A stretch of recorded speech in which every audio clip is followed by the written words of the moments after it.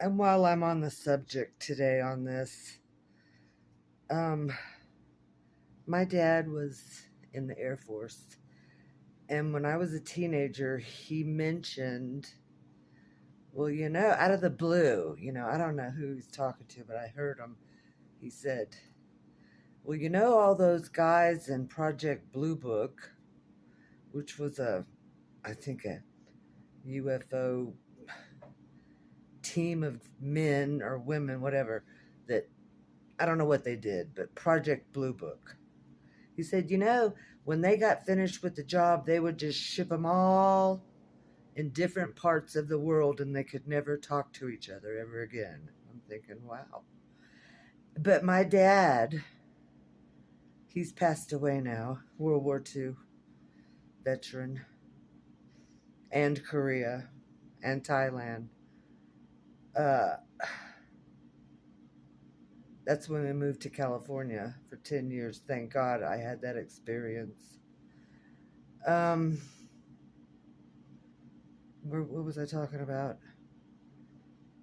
So, yeah, he said, they shipped them everywhere. And my dad was stationed at Malmstrom Air Force Base in Montana, like 65.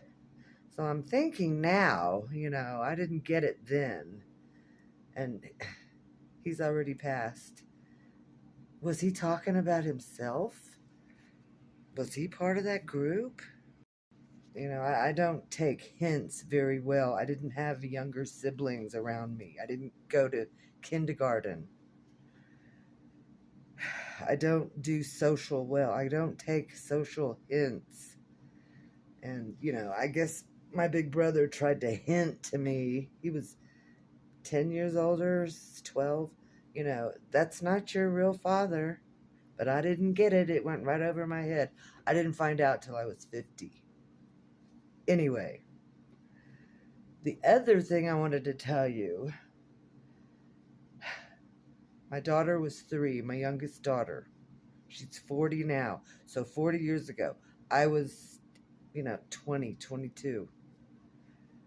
I was just learning about Jesus Christ and how to pray. I didn't apply Jesus's blood over my family and the church. Back then I didn't know.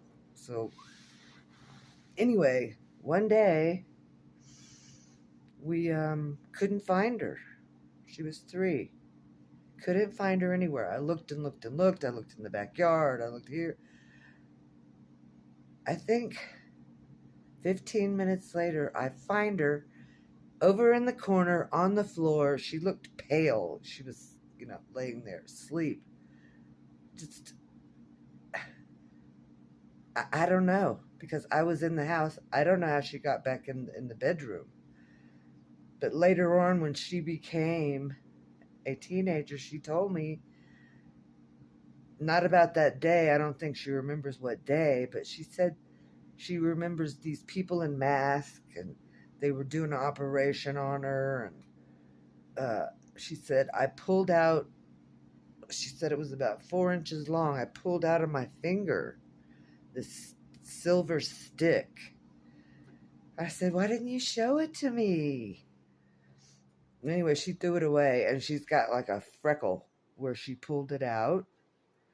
Anyway, that was the way back then. So people, you have got to pray every day and apply Jesus' blood over your people and your God's people. And around that same time when my daughter was 3, there was we were by a bay, and there was nothing there. I mean, there was a lot of sand, and it was a little bay. And we heard this loud bang, like overhead. And my dad, it scared him. He ran inside. So I'm thinking, was something following our family for some nefarious reason? I don't know. But I've been applying Jesus' blood over my people and you guys for a long time now. Daily.